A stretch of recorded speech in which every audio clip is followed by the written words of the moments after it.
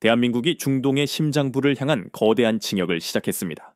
그 선봉에는 KF-21 보람의 전투기를 핵심으로 하는 압도적인 규모의 무기 거래 제한이 서 있습니다.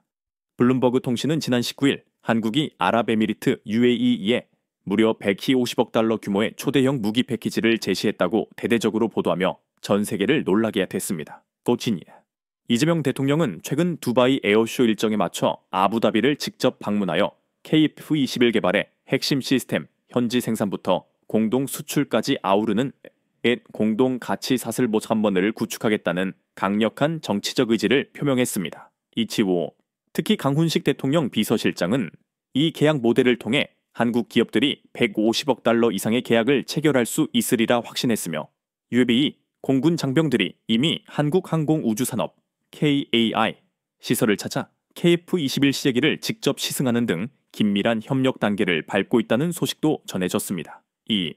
그동안 UAE가 KF-21 개발에 참여할 것이라는 소문은 무성했지만 가시적인 발표는 없었습니다. 하지만 이번 협상 결과는 마침내 그 서막을 알리는 듯합니다.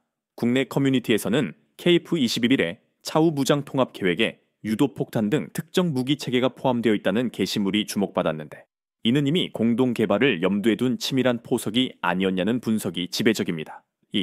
이러한 전례 없는 규모의 협상 소식에 현재 가장 긴장하며 웅크리고 있는 국가는 바로 인도네시아입니다. 인도네시아는 KF-21 공동개발 분담금으로 약 1조 6천억 원을 약속했으나 그 금액의 상당 부분을 미납하며 신뢰를 잃었습니다. 이에 반해 UAE가 제시한 150억 달러, 즉 22조 원에 달하는 계약 규모는 인도네시아의 분담금과는 감히 비교할 수 없는 수준입니다. UAE는 이미 2023년부터 KF-21 도입 및 협력 의사를 담은 서한을 보내며 자신들이 인도네시아의 미지급 분담금을 기꺼이 대체할 수 있다는 대담한 제안을 해왔습니다. 2025년 국방 예산만 약 250억 달러, 한화로 36조 원에 달하며 GDP 대비 5.3%를 차지하는 중동의 거부, UAE는 1조 원 정도의 분담금은 문제가 되지 않는다며 한국과 함께 KF-21 개발의 주역이 되기를 원하고 있는 것입니다. 오랫동안 인도네시아의 미숙하고 변덕스러운 태도를 인내해왔던 한국에게 드디어 이 거추장스러운 짐을 덜어낼 결정적인 기회가 찾아온 것입니다. 심지어 최근 인도네시아가 중국 및 북한과 밀착하는 움직임을 보이면서 한국 사업에서 이들을 배제해야 할 명분까지 스스로 제공했습니다. 외교 관계 때문에 당장 완전한 손절이 어렵다 하더라도 인도네시아의 공동 개발 참여는 KF-21의 블록 1 단계에서 몇 대를 판매하는 것으로 제한될 가능성이 높으며 이는 사실상 관계 청산 수순이라는 것이 전문가들의 의견입니다. 한국의 진정한 목표는 KF-21이 블록 3단계를 거쳐 완전한 5세대 스텔스기로 진화하는 것이며 UAE는 바로 이 지점을 놓치지 않고 통찰하며 KF-21에 전력을 걸게 된 것입니다.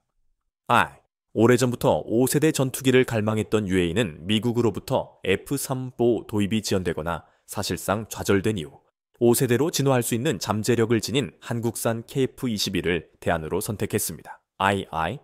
트럼프 대통령이 사우디아라비아가 1조 달러를 투자하자 F-35 판매를 승인했던 사례처럼 경제적 논리가 첨예하게 작용하는 상황에서 UAE 입장에서는 KF-21 협상을 반드시 성공시켜둬야만 하는 절박함이 있습니다. 글로벌 군사 전문 매체인 Army Recognition은 UAE가 KF-21 전투기 협력을 목표로 하는 이유를 정밀하게 분석했습니다. 이 매체는 한국의 제안이 F-35 개발 계획의 붕괴로 인해 중동 지역에 발생한 전투기 공백을 정확히 메우고 있다고 설명했습니다. 2021년 아부다비는 중국과의 기술 협력 우려와 제한된 화해 장비 사용 조건 때문에 230억 달러 규모의 F-35 및 첨단 무인기 패키지 협상을 중단해야 했습니다.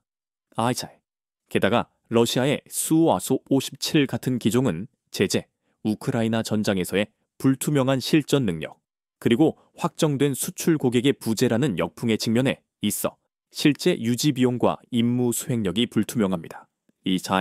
이와 대조적으로 한국산 플랫폼은 정치적인 제약이 현저히 적고 제재 환경으로부터 자유로우면서도 뛰어난 성능을 제공하는 압도적인 장점을 지닙니다. 아미 레코그니션은 특히 KF-21이 중동에서 어떻게 활용될지, 그리고 왜 쌍발 엔진이 큰 장점으로 작용하는지를 상세히 설명했습니다.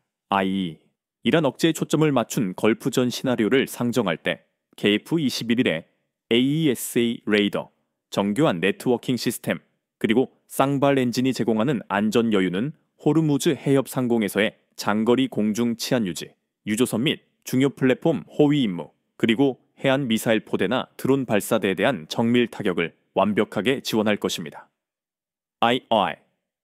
폭염이 쏟아지는 혹독한 사막 환경에서는 2개의 엔진을 탑재한 이중화 시스템과 견고한 착륙 장치가 단발 엔진 모델에 비해 결정적인 판매 포인트로 작용합니다.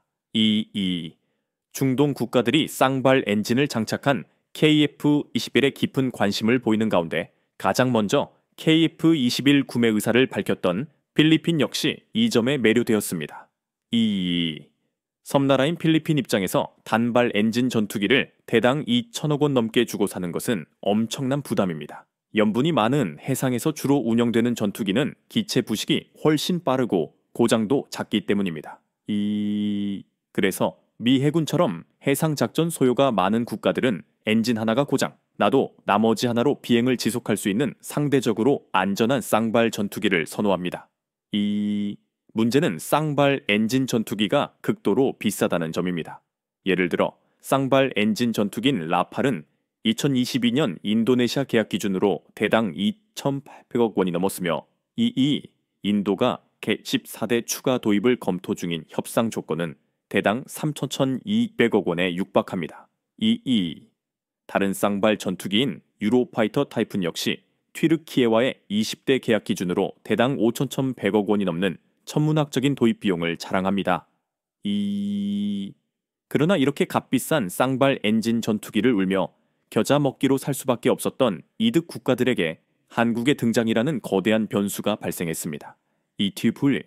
한국의 4.5세대 쌍발 엔진 전투기 개발이 예정보다 훨씬 빨라지면서 국제 전투기 시장의 새로운 그리고 압도적인 선택지가 추가된 것입니다. 심지어 KF-21은 앞으로 5세대 스텔스기로 진화할 잠재력을 품고 있으면서도 경쟁 쌍발 엔진 전투기의 절반에도 미치지 않는 대당 1,000억 원 내외로 제한될 것으로 예상됩니다. 발사. 이는 지금 전 세계 전투기 시장에서 가장 큰 화제가 되고 있습니다. 권위 있는 항공 잡지인 AA는 11월호 표지에 KF-21의 사진을 당당하게 게재하며 KF-21의 빠른 개발과 생산이 얼마나 중요한 사건인지를 전 세계에 각인시켰습니다. 최근 이스라엘과 이란 간의 분쟁에서 전투기의 중요성을 중동 국가들은 물론 전 세계가 똑똑히 목격했습니다. 이스라엘의 F-35 스텔스 전투기가 공습에 나서자 이란의 방공망은 아무런 역할을 하지 못했고 이란의 핵심 시설인 핵시설까지 무방비로 공습당하는 굴욕을 겪어야 했습니다. 이 사건 이후 이란은 러시아나 중국으로부터 전투기를 서둘러 구입하려고 안달이 나 있는 상황입니다. 바로 이러한 엄중한 시기에 중동과 북아프리카 국가들에게 한국산 KF-21은 놀라운 성능과 합리적인 가격을 갖춘 전투기로 등장하며 엄청난 매력을 발산하고 있습니다. 한국 항공우주산업 KAI은 중동 최대 방산 전시회인 아랍에미리트 두바이 에어쇼에 참가하여 그 위상을 떨치고 있습니다. 지난해 기준 15만 명의 참관객이 몰린 이 거대한 행사에서 KA는 차세대 전투기 KF-21을 필두로 미래 전장의 핵심인 유무인 복합체계 FA-52, 수리온 헬기 등 주력 기종을 전시했습니다. 특히 인공지능 파일럿을 탑재한 카이 AI 파일럿 하넨과 공격 기능이 있는 무인 항공기 등 첨단 무인기 플랫폼을 공개하며 기술력을 과시했습니다. UAE는 K-궤도21을 공동 개발하고 생산하면서 K-방산 수출의 중동 지역 핵심 허브 역할을 수행할 수 있다는 기대감에 부풀어 있습니다. 이재명 대통령은 UAE를 거쳐 19일 아랍의 맹주로 불리는 이집트에 도착했습니다. 이집트 역시 KF-21에 대해 지대한 관심을 가지고 있는 것으로 알려졌으며 곧 정상회담이 예정되어 있습니다. 이집트 매체 알보르사 뉴스는 한국은 UAE와 150억 달러 규모의 무기 거래를 마무리하는 데 가까워졌다는 제목으로 현지 소식을 긴급 보도했습니다. 매체는 한국이 신속한 납품, 경쟁력 있는 가격, 그리고 유연한 기술 이전이라는 명성을 바탕으로 K2 전차, K9 자주포, FA 시범 경전투기 등 다양한 플랫폼을 통한 글로벌 확장 전략을 더욱 강화하는 계기가 될 것이라고 단언했습니다. V. 아랍계 뉴스, 알라우다 뉴스, R. 라우다 뉴스. 역시 한국형 임무 체계가 결합된 KF21 플랫폼이 정치적 제약이 적으면서도 실용적이고 성능이 뛰어난 솔루션을 제공한다는 점을 강조했습니다. V. 이러한 계약은 기존의 바라카 프로젝트 원자력 협력, 한국 특수부대 아크 부대의 현지 배치, 그리고 이전에 체결된 35억 달러 규모의 청웅의와의 방공 시스템 계약 등 강력한 양국 관계를 기반으로 견고하게 구축되었다는 분석입니다. V. 이번 KF21 계약은 2030년까지 세계 4위 방위 강국으로 도약하려는 한국의 야망의 결정적인 초석이 될 것입니다. VCC. UAE와 같이 영향력 있는 지역 강국이 KF21 전투기를 보유하게 되면 한국은 전통적으로 서구 공급업체가 독점하던 시장에서 매우 신뢰할 수 있는 파트너로 확실하게 자리매김하는 계기가 될 것입니다. V. 한국이 UAE와 22조 원짜리 KF21 개발 협상을 맺는다는 이 충격적인 소식은 중동과 아프리카를 넘어 전 세계를 경악시키고 있습니다. V. 이 중에서 가장 큰 충격을 받은 것은 단연코 인도네시아일 것입니다. VD. 국내 네티즌들은 이 소식에 열광하며 다음과 같은 반응을 쏟아냈습니다. 인도네시아는 이제 현금을 가져와도 거래선에 설 수 없다. V. 최근 인도네시아와 북한이 군사 기술 교류 협정을 맺은 사실을 기억하라. 인니는 손절이 답이다. 신경 꺼라. V에.